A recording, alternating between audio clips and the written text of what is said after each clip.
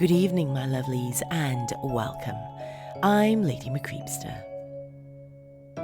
This evening we have a tale by author Tewahway.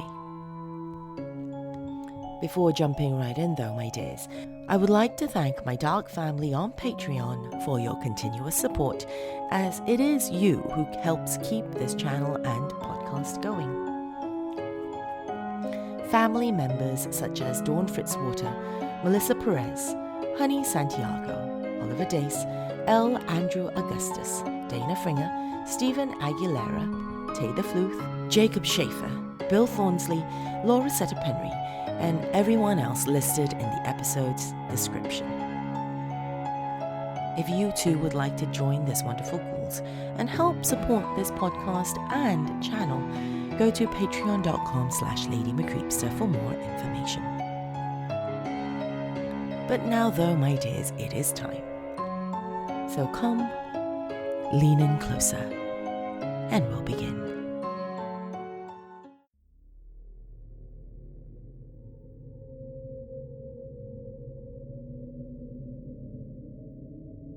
In the year 1903, in Toronto, Canada, a pair of twins were born to an affluent family, the Mullocks. They were named Eve and Lilith.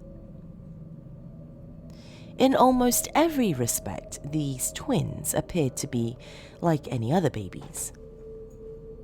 However, after several strange feeding sessions with the mother, a few notable differences were found. One child, Eve, was a particularly voracious eater.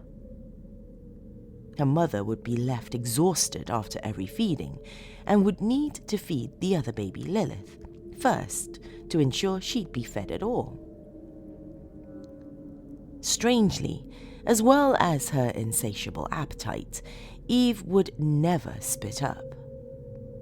The process is quite common for babies, a small amount of vomit here and there, typically after feeding, but despite gorging at every opportunity, she had never let a drop spill from her lips.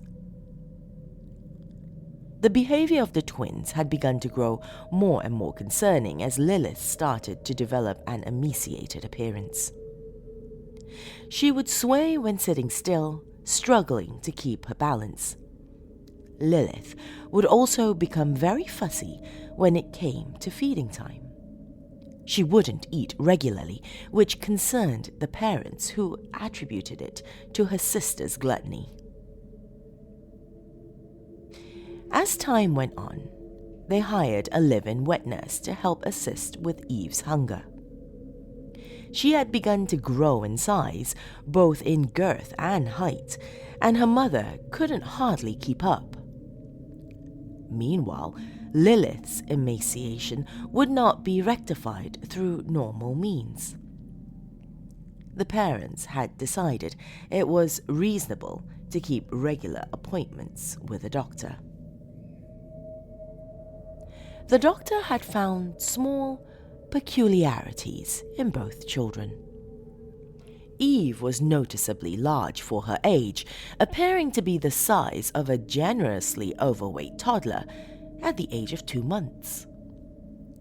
The doctor assured the parents that there was little concern to be had there, as she probably just needed to be weaned off her excessive eating habits. Lilith was excessively fragile, as if growing thinner with every passing day.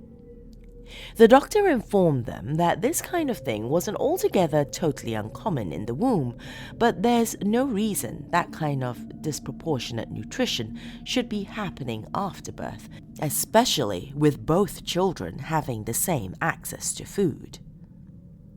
Lilith also had a peculiar smell, unlike any a baby should possess. She always carried a faint aroma of ethyl alcohol. At the doctor's advice, the parents attempted to feed Eve less frequently and in less abundance. The result was an unyielding cacophony of protest from the child. Once she was hungry, If she was cut off before she'd had more than 4 average babies' share, she threw excessive tantrums.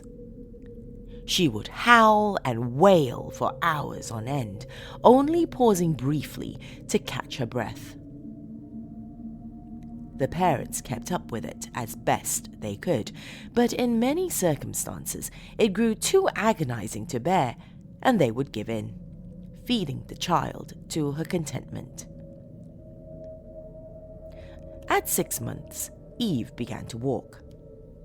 It wasn't uncommon in their family for children to walk before their first birthday, but 6 months was record-breaking for them.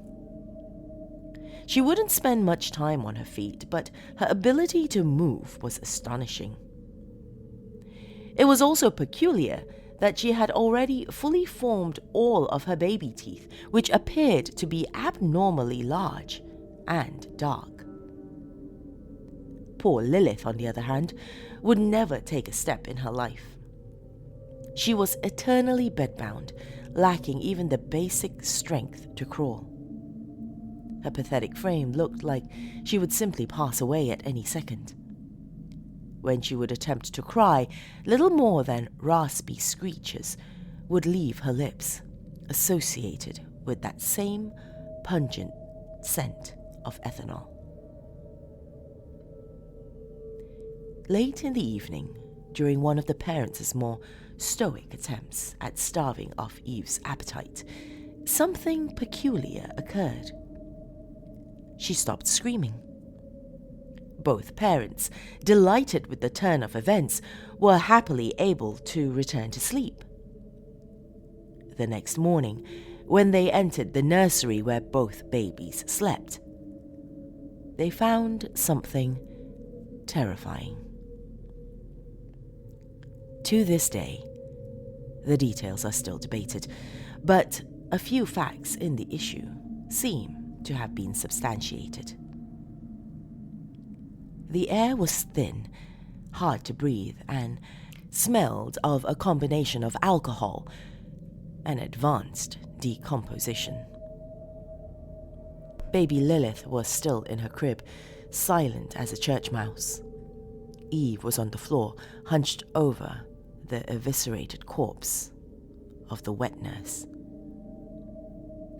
Some accounts claim that Eve had been eating the flesh of the wet nurse, but the family has vehemently denied those claims. Other accounts claim that the wet nurse stunk of liquor when she was found, giving way that she may have been drinking that night and was hiding her habit from the family. The Mullocks were staunch supporters of the temperance movement in Toronto. According to the Mullocks' account, someone had snuck into the house and tortured and disfigured the wet nurse before leaving. Strangely, nothing of value was reported to have been stolen, and no sign of a break-in was evident. Details of the event of the wet nurse's demise eventually found their way into the eyes of the public. Printed in one of the city's most reputable newspapers, the story of the two infants began to gain notoriety.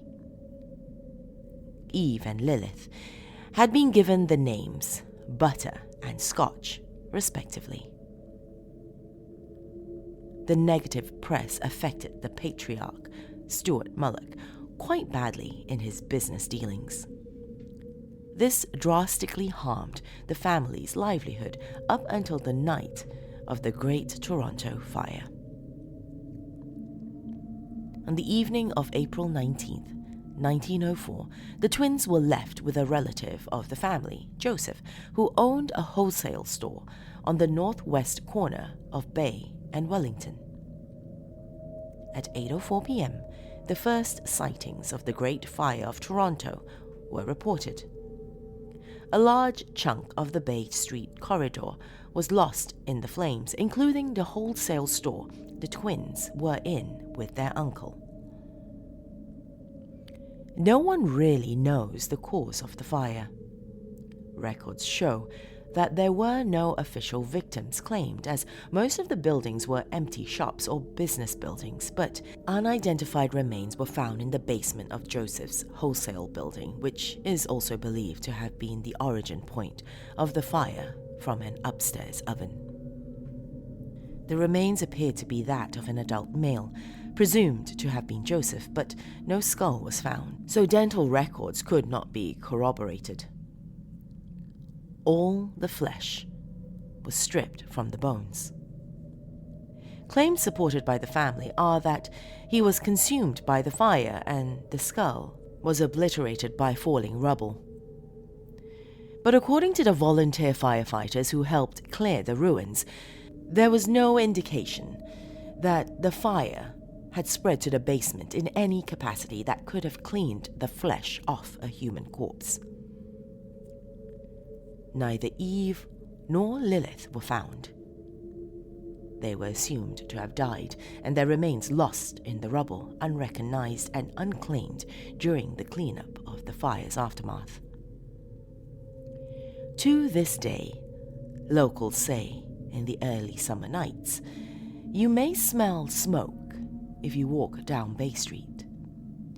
Sometimes people swear that they hear the howls of a hungry baby, accompanied by the acrid scent of alcohol permeating the air.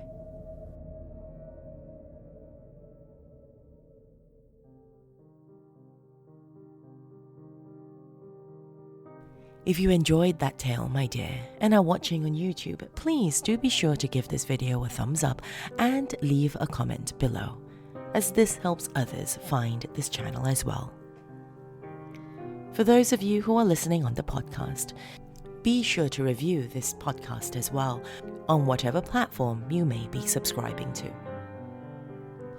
If you yourself have a story suggestion or have a story of your own that you would like to be considered for performance on this podcast and channel, send it to lady.mccreepster@gmail.com. Thank you for joining me this evening, my dears. It is always a pleasure to have you visit. Till next time, sweet dreams.